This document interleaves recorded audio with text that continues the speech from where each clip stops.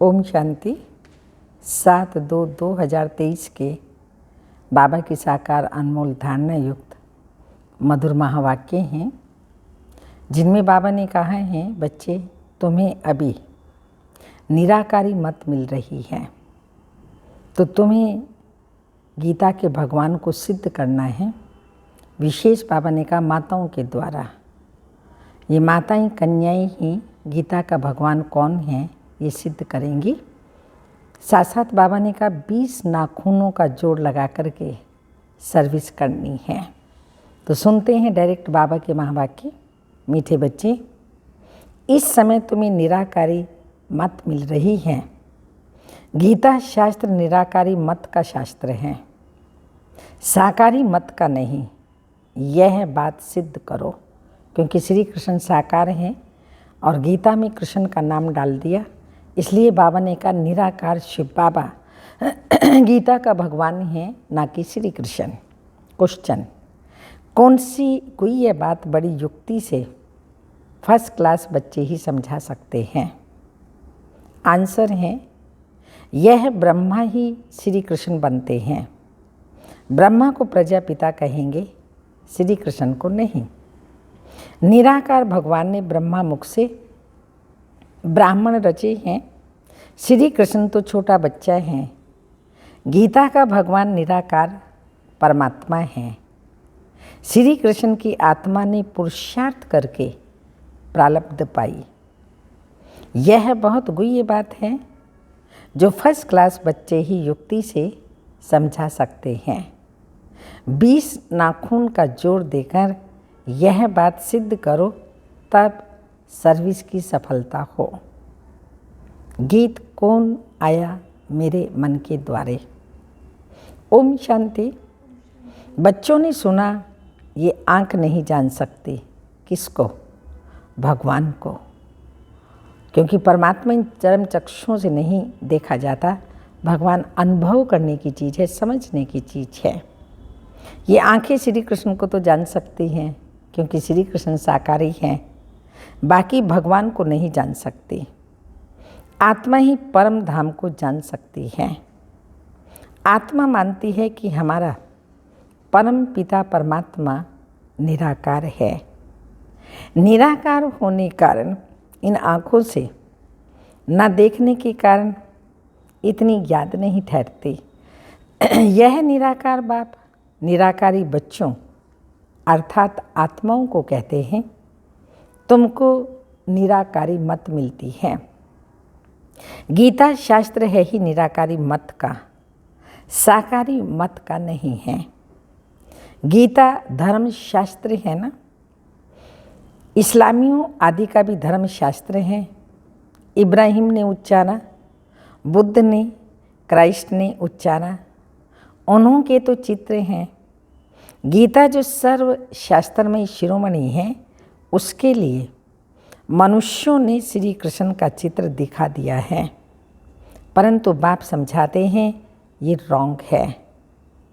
गीता मैंने उच्चारी, मैंने राजयोग सिखाया और स्वर्ग की स्थापना की। मैं हूँ निराकार परम पिता परमात्मा। मैं तुम सर्व आत्माओं का बाप, मनुष्य सृष्टि का बीज रूप हूँ। मुझे ही वृक्षपति कहा जाता है। श्री कृष्ण को वृक्षपति नहीं कहेंगे। परमपिता परमात्मा ही मनुष्य सृष्टि का बीज रूप है, क्रिएटर है। श्री कृष्ण को क्रिएटर नहीं कहेंगे। वह तो सिर्फ दैवी गुण वाला मनुष्य है। भगवान एक है। श्री कृष्ण को कोई सभी का सभी परमात्मा नहीं कह सकते। बाप कहते हैं, मैं 5,000 वर्ष के बाद कल्प के संगम पर आता हूँ। मैं सारी सृष्टि का बाप हूँ। मुझे ही गॉड फादर कहते हैं। श्री कृष्ण का नाम देने से परम पिता परमात्मा को जान नहीं सकते। यही बड़ी भारी भूल कर दी है।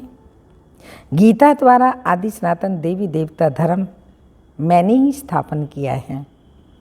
मुझे शिव और रुद्र भगवान कहा जाता है। और कोई भी सूक्ष्म देवता व मनुष्य को भगवान नहीं कहा जाता। लक्ष्मी नारायण आदि कोई को भी परम पिता परमात्मा नहीं कहा जाता। परमात्मा एक ही है।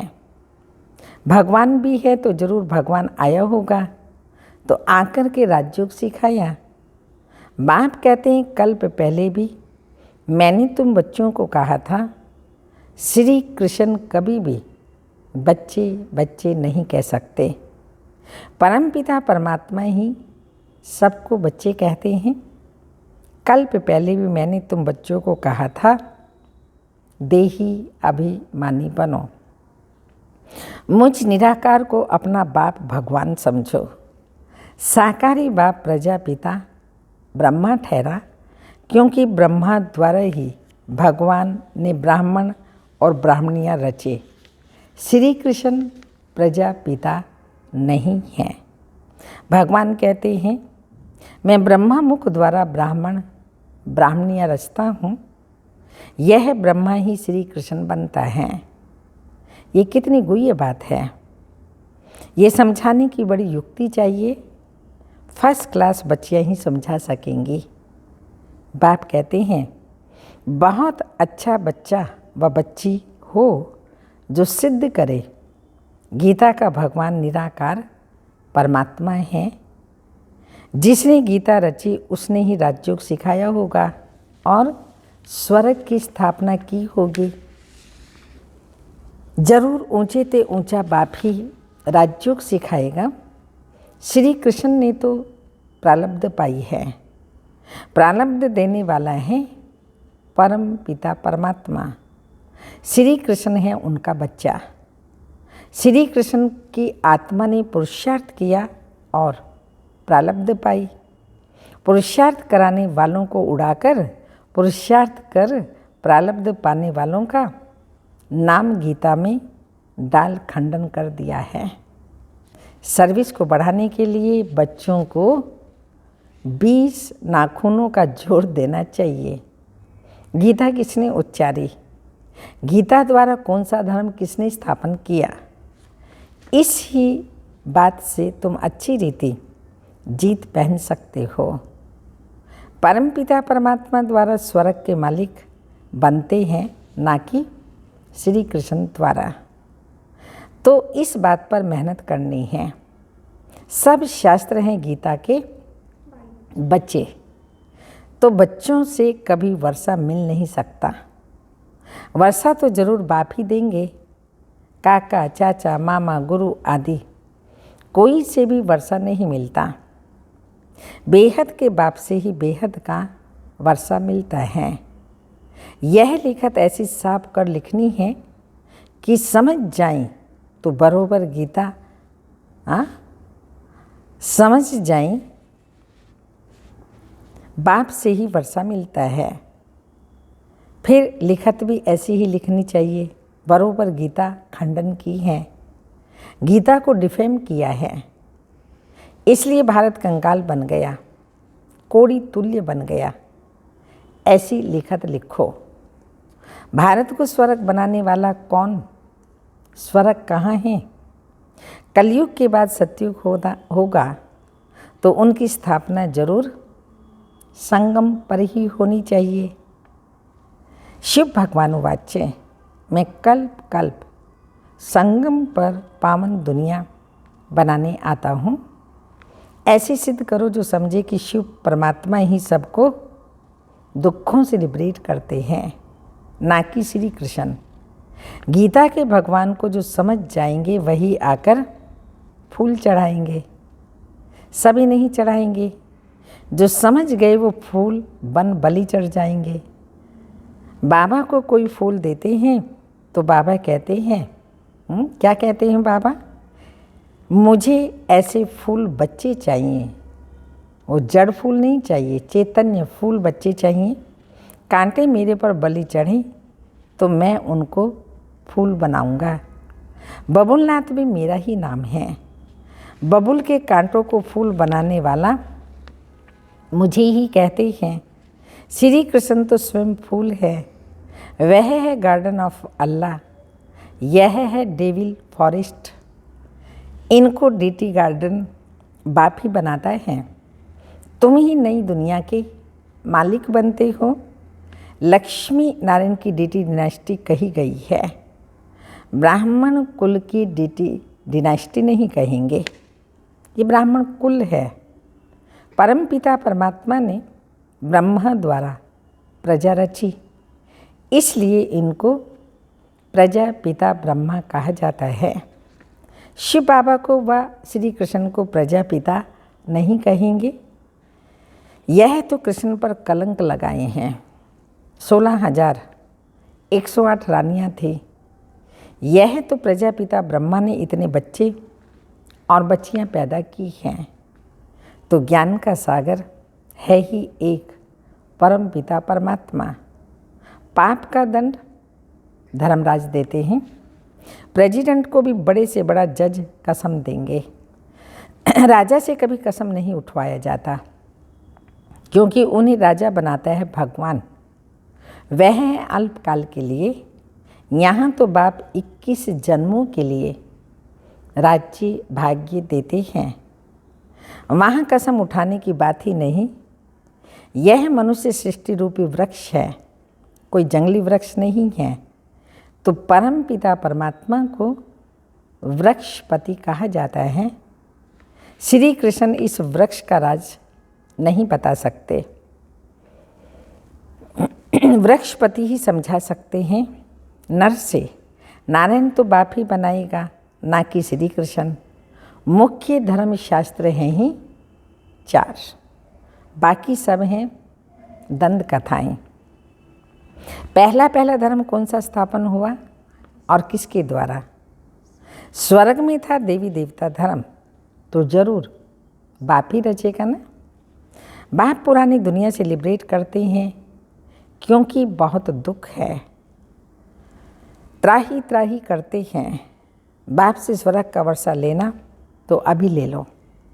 साधारण आदमी कोई वर्षा दे नहीं सकता, तो बच्चों को सर्व प्राप्ति कराने वाला एक ही बाप है। बेहद का बाप ही स्वर्ग का मालिक बनाते हैं। ऐसी टेम्पटेशन देनी है। जैसे शिकारी लोग कोई से शिकार कराते हैं, तो सारी तैयारी कर शिकार सामने लाकर सिर्फ उनसे शिकार कराते हैं। यहाँ शिकार कराना है किनसे? माताओं से। तो बाप कहते हैं शिकार माताओं के आगे ले आना है। माताएं बहुत हैं, नाम एक का बालक हो जाता है। तुम हो शक्ति सेना सॉरी, शक्ति डिनास्टी नहीं कहेंगे। शक्ति सेना की मुख्य है जगदम्बा, काली, सरस्वती, बाकी चंडिका आदि। ये उल्टे नाम बहुत रख दिए हैं। तो तुम बच्चों को ऐसी बातों पर क्लियर करना है। ऊंचते ऊंचे भगवान, फिर ब्रह्मा विष्णु शंकर। प्रजापिता ब्रह्मा की बेटी है सरस्वती, उनको गॉडेज ऑफ नॉलेज कहते हैं। तो जरूर उनके बच्चों को भी गॉडेज ऑफ नॉलेज कहेंगे। अंत में विजय तो तुम्हारी ही होने वाली है। कोई गीता से वेदों का मान ज़्यादा रखते हैं, तो भी गीता का प्रचार ज़्यादा है। बाप कहते हैं मैं आता ही संगम युग पर हूँ। श्री कृष्ण का चित्र है ही सत्युग का। फिर 84 जन्मों में रूप बदलता जाता है। ज्ञानी तो आत्मा तब बन सकते हैं जब परम पिता परमात्मा आकर के ज्ञान देवे। परम पिता परमात्मा है ज्ञान का सागर। उन द्वारा तुम ज्ञानी तो आत्मा बनते हो, बाकी सब हैं भक्त तो आत्मा। बाप कहते हैं मुझे ज्ञानी तो आत्मा प्रिय लगते हैं। महिमा सारी गीता की है। ध्यानी से जो ट्रांस में जाते हैं, ध्यानी से ज्ञानी श्रेष्ठ हैं। ध्यान ट्रांस को कहा जाता है। यह तो बाप से योग लगाना है। ध्यान में जाने से कोई भी फायदा नहीं है। तो बाप कहते हैं मैंने राजयोग सिखाया था। श्री कृष्ण को यह प्रारब्ध मैंने दी थी। जरूर अगले जन्म में पुरुषार्थ किया होगा। सारी सूर्यवंशी राजधानी ने मेरे द्वारा ही प्रारब्ध पाई है। दिलवाड़ा मंदिर का कंट्रास्ट भी ऐसे लिखो जो पढ़ने से ही मनुष्यों को झट तीर लग जाए। फार्म भी भराना है कि बेहद का बाप ज्ञान का सागर है, बहुत मीठा है, हमको राजयोग सिखलाता है। उस सतगुरु बिगर घोर अंधियारा है। ऐसे बाप की महिमा करने से बुद्धि में लव आएगा। बाप सन्मुख आकर जन्म दे तब तो लव होगा ना। तुमको जन्म दिया है तब तो लव हुआ है। विश्वास करो या ना करो, बाबा ने कैसे आप समझाओ, विश्वास करो या ना करो, बेहद का बाप तो सभी का बाप है। उनसे जरूर स्वर्ग का वर्षा मिलेगा। बाप है ही नई दुनिया का रचयिता, तो जरूर नई दुनिया का ही वर्षा देगा ना। बाबा नई दुनिया का रचयिता है तो जरूर नई दुनिया का ही वर्षा देगा ना। अच्छा, मीठे मीठे सिक्के लदे बच्चों प्रति माता पिता बाप दादा का याद प्यार, गुड मॉर्निंग, डायमंड मॉर्निंग। रूहानी बाप की रूहानी बच्चों को नमस्ते। हम रूहानी बच्चों की रूहानी माता पिता बाप दादा को याद प्यार, गुड मॉर्निंग, डायमंड मॉर्निंग, ओम नमस्ते। मातेश्वरी जी के अनमोल महावाक्य हैं। पहले ये जानना जरूरी है कि अपना असली लक्ष्य है वो भी अच्छी तरह से बुद्धि में धारण करना है, तभी पूर्ण रीति से उस लक्ष्य में उपस्थित हो सकेंगे। अपना असली लक्ष्य है मैं आत्मा उस परम पिता परमात्मा की संतान हूँ, असुर में कर्मातीत हूँ। फिर अपने आप को भूलने से कर्म बंधन में आ गई। अब फिर से वो याद आने से, इस ईश्वरीय योग में रहने से अपने किए हुए विकर्म विनाश कर रहे हैं। तो अपना लक्ष्य हुआ मैं आत्मा परमात्मा की संतान हूँ। बाकी कोई अपने को हम सो देवता समझ उस लक्ष्य में स्थित रहेंगे, फिर जो परमात्मा की शक्ति है वो मिल सकेगी और ना फिर तुम्हारे विकर्म विनाश होंगे। अगर किसी देहधारी को याद करेंगे ना तो शक्ति मिलेगी और ना विकर्म विनाश होंगे। अब यह तो अपने को फुल ज्ञान है, मैं आत्मा परमात्मा की संतान, कर्मातीत हो भविष्य में जाकर जीवन मुक्त देवी देवता पद पाऊंगी। इस लक्ष्य में रहने से वो ताकत मिल जाती है। अब यह जो मनुष्य चाहते हैं, हमको सुख शांति पवित्रता चाहिए, वो भी जब पूर्ण योग होगा तब ही प्राप्ति होगी। बाकी देवता पद तो अपनी भविष्य प्रारब्ध हैं। अपना पुरुषार्थ अलग है और अपनी प्रारब्ध भी अलग है, तो यह लक्ष्य भी अलग है। अपने को इस लक्ष्य में नहीं रहना है कि मैं पवित्र आत्मा आखिरी परमात्मा बन जाऊंगी, नहीं, परंतु हमको परमात्मा के साथ योग लगाए पवित्र आत्मा बनना है। बाकी आत्मा को कोई परमात्मा नहीं बनना है। दूसरा पॉइंट है, इस अविनाशी ईश्वरीय ज्ञान पर अनेक नाम धरे गए हैं। कोई इस ज्ञान को अमृत भी कहते हैं, कोई ज्ञान अंजन भी कहते हैं। गुरु नानक ने कहा ज्ञान अंजन सतगुरु दिया, कोई ने फिर ज्ञान वर्षा भी कहा है, क्योंकि इस ज्ञान से ही सारी सृष्टि हरी भरी बन जाती है। जो भी तमो प्रधान मनुष्य हैं वह सतोगुणी बन जाते हैं और ज्ञान अंजन से अंधियारा मिट जाता है। इसी ज्ञान को फिर अमृत भी कहते हैं, जिससे जो मनुष्य 5 विकारों की अग्नि में जल रही हैं उससे ठंडे हो जाते हैं। देखो गीता में परमात्मा साफ कहता है कामेषु क्रोधेषु, उसमें भी पहला मुख्य है काम, जो ही 5 विकारों में मुख्य बीज है। बीज होने से फिर क्रोध लोभ मोह अहंकार आदि झाड़ पैदा होता है। उससे मनुष्यों की बुद्धि भ्रष्ट हो जाती है। अब उसी बुद्धि में ज्ञान की धारणा होती है। जब ज्ञान की धारणा पूर्ण बुद्धि में हो जाती है तभी विकारों का बीज खत्म हो जाता है। बाकी सन्यासी तो समझते हैं विकारों को वश करना बड़ा कठिन बात है। अब ये ज्ञान तो सन्यासियों में है ही नहीं, तो ऐसी शिक्षा देवे कैसे? सिर्फ ऐसे ही कहते हैं कि मर्यादा में रहो, परंतु असल मर्यादा कौन सी थी? वो मर्यादा तो आजकल टूट गई है। कहाँ वो सतयुगी त्रेता युगी देवी देवताएं जो मर्यादाएं अर्थात मर्यादा जो ग्रस्त में रहकर कैसी निर्विकारी प्रवृत्ति में रहते थे, अब वो सच्ची मर्यादा कहाँ है? आजकल तो उल्टी विकारी मर्यादा पालन कर रहे हैं। एक दो को ऐसे ही सिखलाते हैं कि मर्यादा पर चलो, करते नहीं हैं पर सिखलाते रहते हैं।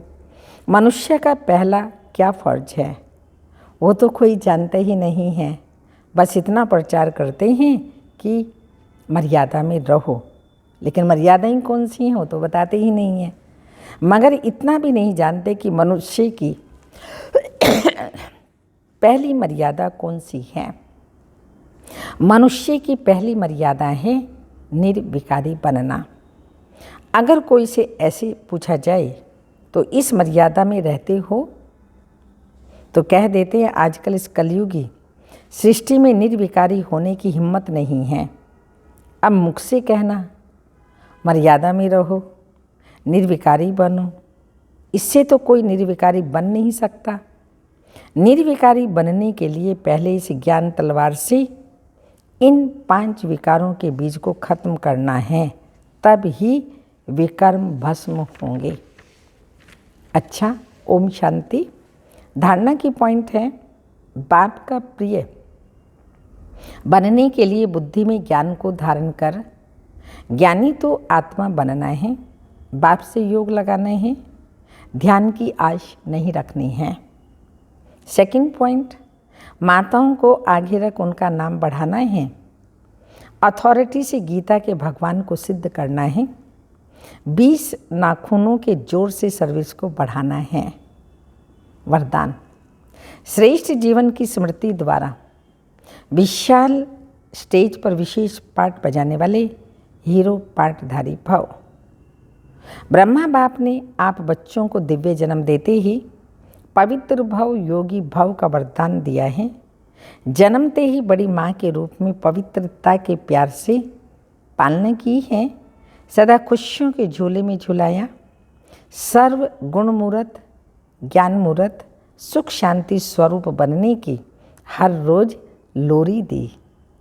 ऐसे माता पिता के श्रेष्ठ बच्चे ब्रह्मा कुमार कुमारी हैं। इस जीवन के महत्व को स्मृति में रख विश्व की विशाल स्टेज पर विशेष हीरो पार्ट बजाओ। स्लोगन, बिंदु शब्द के महत्व को जान बिंदु बन, बिंदु बाप को याद करना ही योगी बनना है। बिंदु शब्द के महत्व को जान बिंदु बन, बिंदु बाप को याद करना ही योगी बनना है।